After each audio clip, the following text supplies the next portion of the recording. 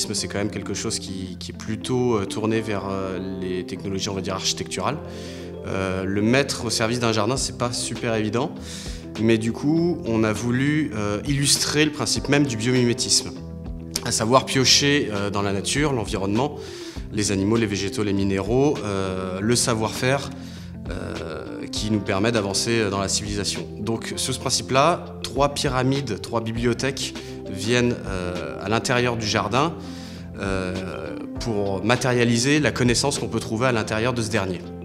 Il va être rempli comme un cabinet de curiosité et plein d'éléments de savoir qu'on vient piocher à l'intérieur même de l'écrin du jardin.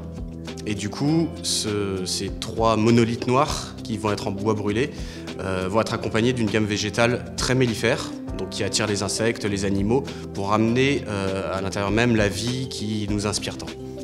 Les jardins de Chaumont ont quand même une base chromatique qui se doit d'être respectée, et on est parti plus dans les couleurs bleu, mauve, blanc, qui viendront accentuer avec le noir du bois brûlé des pyramides et des bibliothèques. On voulait rien mettre dans ces bibliothèques noires pour amener le questionnement le plus rapidement possible aux visiteurs, mais finalement on a voulu toucher le plus de gens possible. Donc on aimerait qu'ils se posent les questions et qu'ils s'imaginent aussi que le jardin c'est une source d'inspiration. Donc c'est pour ça que ces pyramides elles sont là, elles vont être très massives et symboliques pour justement mettre en exergue les questionnements, notamment sur le biomimétisme.